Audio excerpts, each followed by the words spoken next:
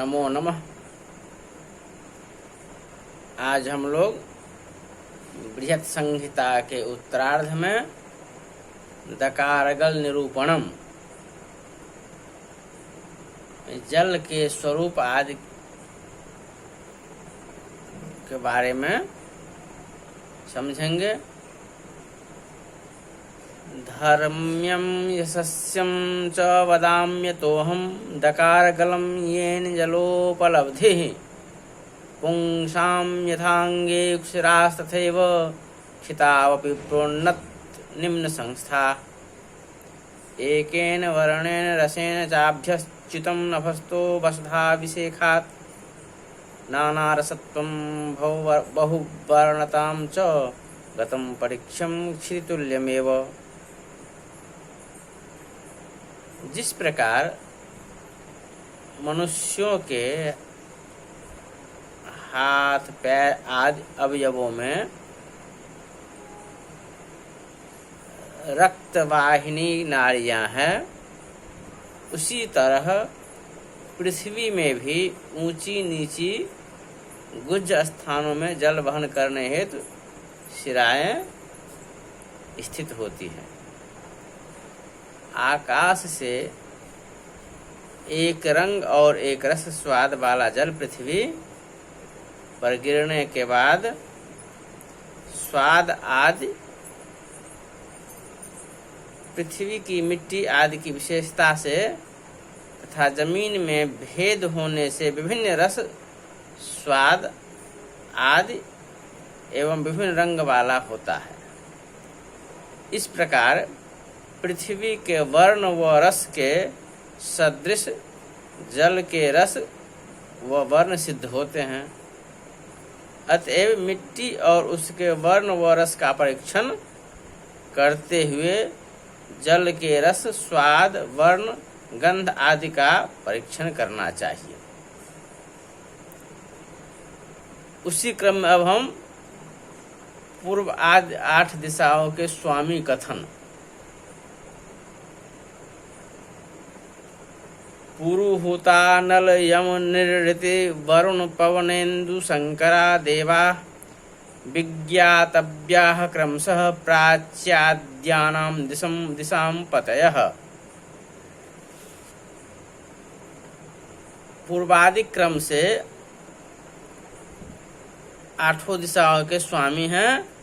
पूर्व में इंद्र, अग्निकोण के अग्नि, दक्षिण के यमराज, नैऋत्य कोण के निरृति, पश्चिम के वरुण, वायव्य कोण के वायु देवता, उत्तर के चंद्रमा एवं ईशान कोण के स्वयं साक्षात महादेव।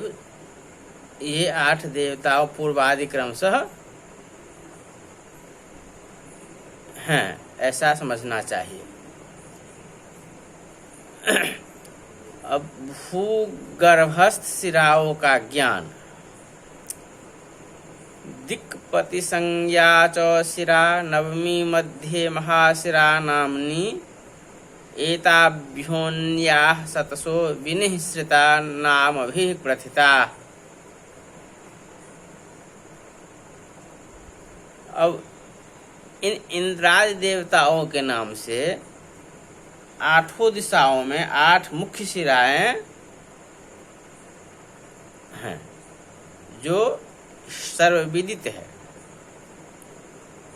उनमें महाशिरा नामक एक 9वीं शिरा भी है। उसमें जल का अथाह प्रवाह विद्यमान रहता है। इसके अतिरिक्त सैकड़ों अनेक उपमुख्य शिराएं हैं जो अपने अपने नाम से प्रसिद्ध और यत्र तत्र प्रवाहित होते हैं एवं इनके बाद के स्थानानुसार विभिन्न नाम हुए हैं। अब शुभाशुभ शिराओं का कथन। पातालादूर्ध्व शिरा शुभा चतुर्दिक्षु संस्थितायाश्च कोणादिगुत्थान शुभा शिरा निमित्त निमित्तान्यतो वक्ष्ये। पातालूर्ध्वशिरा, जमीन में पाताल से ऊर्ध्व गतिशील शिरा और पूर्व आदि 4 दिशाओं में स्थित शिराएं शुभ तथा अग्नि कोण आदि विदिशाओं, जितने भी दिशाओं के कोण हैं, अग्निकोण, नैऋत्य कोण, वायव्य कोण और ईशान कोण, विदिशाओं में स्थित शिराएं अशुभ होते हैं। ये तदनंतर शिराओं के निमित्त लक्षणों को कहा जा रहा है।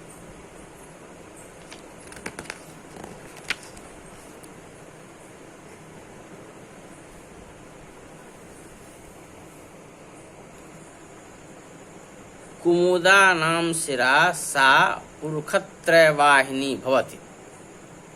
पाताल ऊर्ध्व शिरा यो गच्छति सा शुभा। याश्च शिराः चतुर्दिक्षु संस्थितास्ताश्च शुभा। कोणादिगुत्था विदिगुत्पन्ना शिरा न शुभा। अतः अस्मान् अन्तरं शिरानिमित्तान् शिराचिह्नान् वक्ष्ये कथिष्ये। अब वेद मजनू के पैर से शिरा परिज्ञान कथन। यदि वेद सोम्भुरहिते देशे हस्ते स्त्रिभिस्ततः पश्चात् सार्धे पुरुषे तोयं वहति शिरा पश्चिमा यत्र। यदि जल रहित देश के भूमि में बेंत या वेद मजनू या कटीले वृक्ष हो तो ऐसे वृक्षों से 3 हाथ दूरी कर पश्चिम दिशा में 1.5 मनुष्य नीचे गहराई में जल की प्राप्ति समझनी चाहिए। वहीं पश्चिमी शिरा प्रवाहित होती है। एक मनुष्य की परिभाषा परंपरा में इस प्रकार होती है। पैर से लेकर दोनों भुजा मनुष्य के उठाने पर जितनी लंबाई होती है उसे एक मनुष्य कही जाती है। उसी प्रकार 1.5 मनुष्य का समझना चाहिए। अब शिराओं के की स्थिति का लक्षण कथन। चिह्नमपि चार्ध पुरुषे मंडूकः पांडुरोध मृत्पेता पुटभेद कश्च तस्मिन् पाषाणो भवतोऽयमधः। उक्त स्थानों पर खुदाई करने से कुछ चिन्ह भी स्पष्ट परिलक्षित होंगे।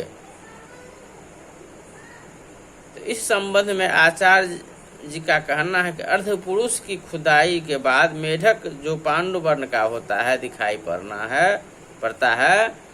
तदनंतर खुदाई करते हुए पीली मिट्टी, उसके बाद के स्तर में पत्थर और उस पत्थर के नीचे बहुत सारा जल उपलब्ध होता है। इसी प्रकार उसकी शिराओं की स्थिति और लक्षण के बारे में समझेंगे।